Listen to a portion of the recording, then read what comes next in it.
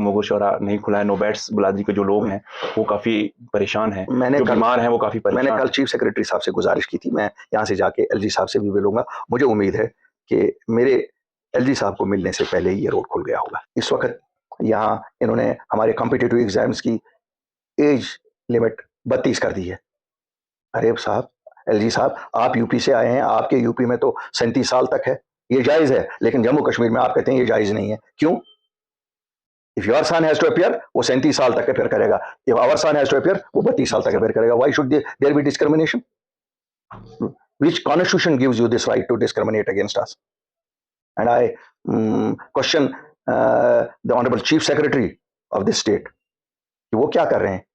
Why is he discriminating against the sons of the soil?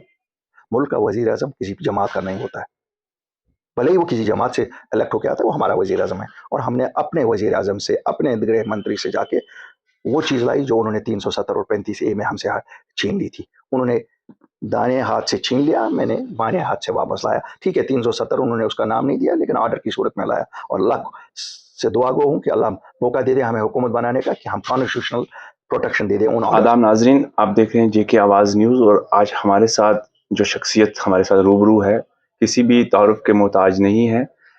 साबका काबीना के वज़ीर और जम्मू कश्मीर अपनी पार्टी के सरबराह सैयद अल्ताफ़ बुखारी साहब हमारे रूबरू हैं।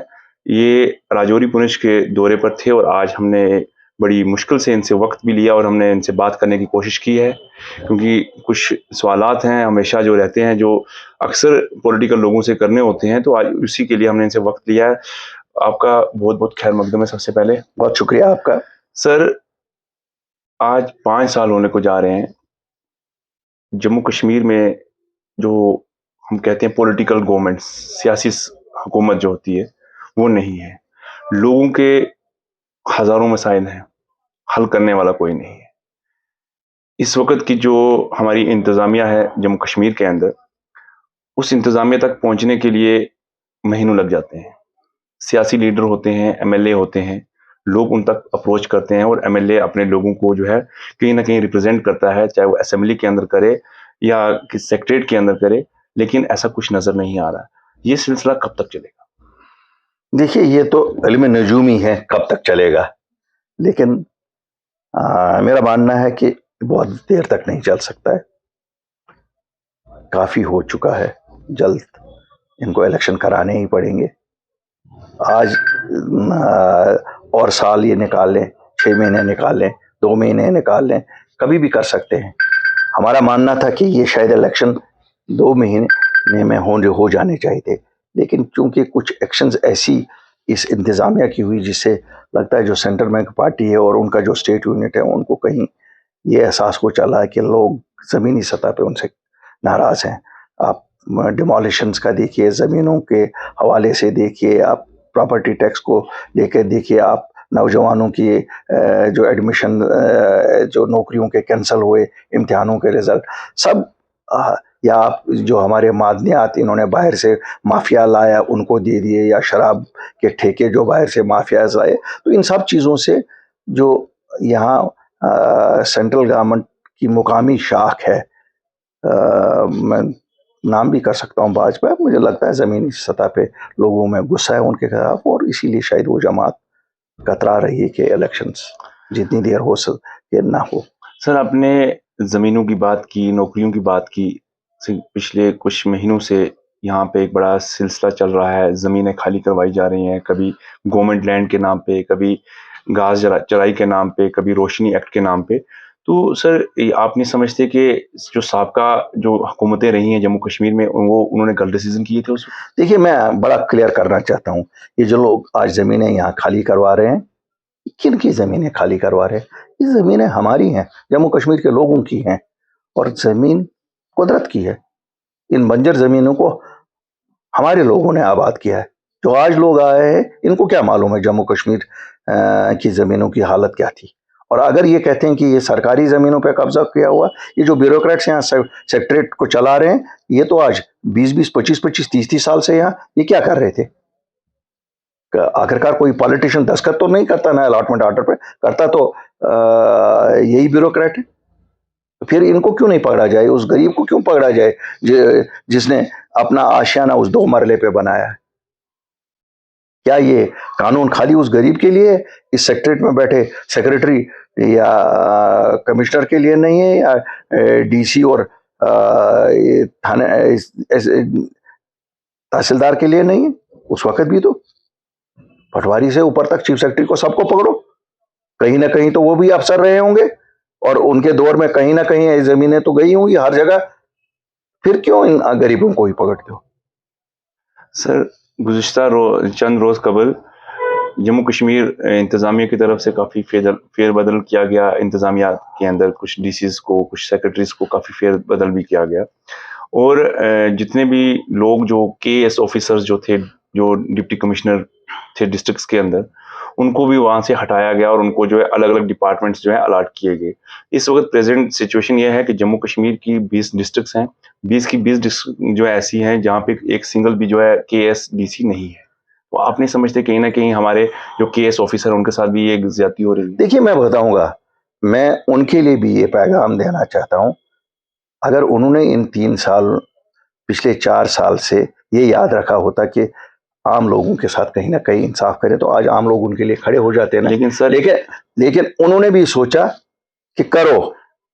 लेकिन सर आज उनके साथ भी वही हुआ ना, जो पहले आम लोगों के साथ किया गया, आज उनके साथ भी वही किया गया। और मैं एक चीज आपको बताऊंगा, they are equally competent, they are equally responsible to man these positions, क्योंकि हमारी अपनी स्टेट की सर्विसेज है, और इस मुल्क में हर जगह अपनी सर्विसेज को भी इक्वल मौका दिया जाता है जितना सेंट्रल सर्विसेज के लोगों को दिया जाता है।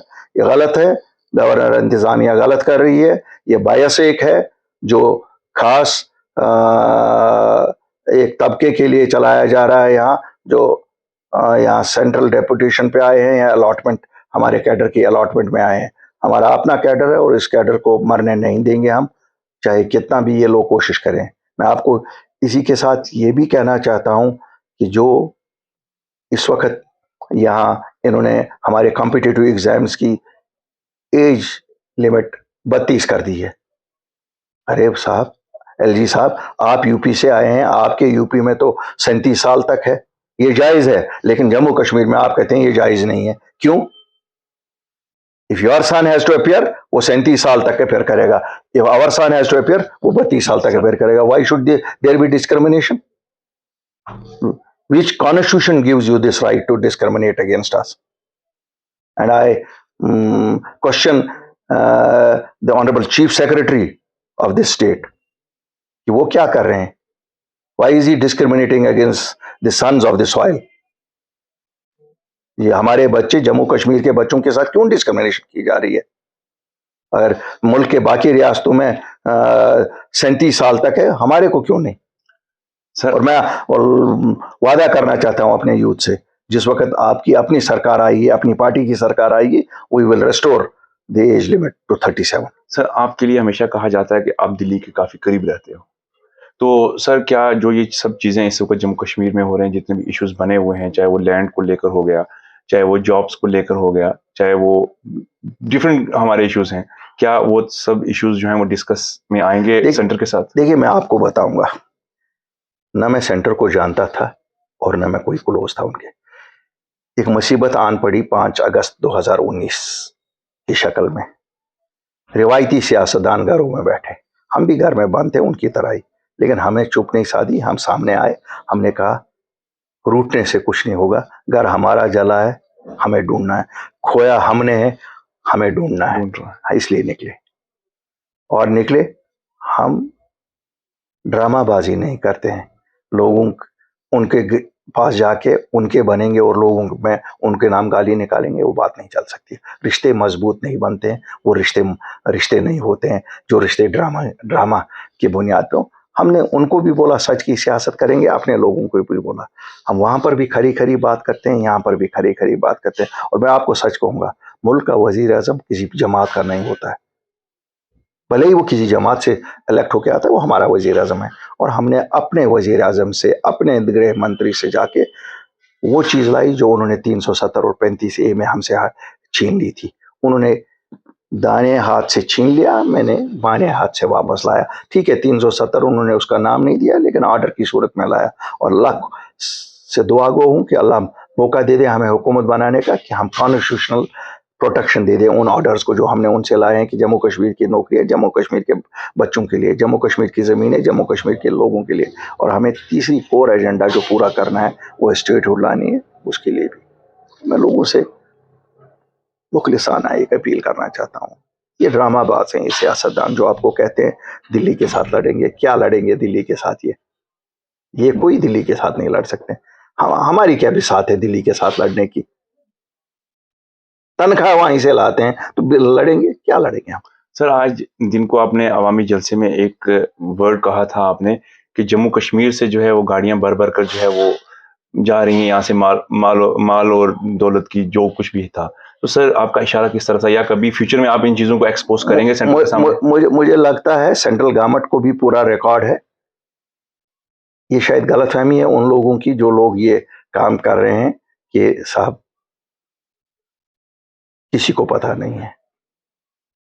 उनको भी पता है।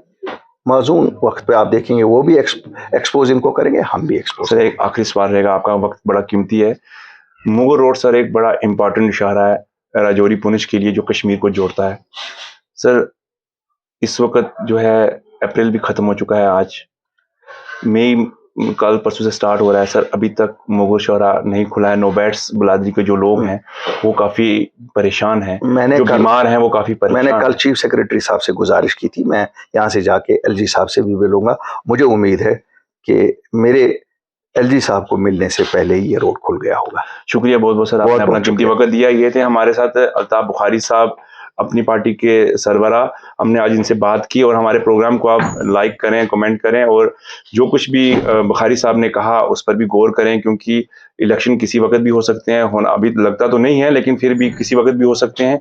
लेकिन आप फैसला आवाम ने करना है कि आवाम किसको जो है चुनती है और किसको अपना जो है रहबर बनाकर आगे पेश करती है। तब तक इजाज़त दें, नए मेहमान के साथ जल्दी मुलाकात होगी। शुक्रिया, आदाब।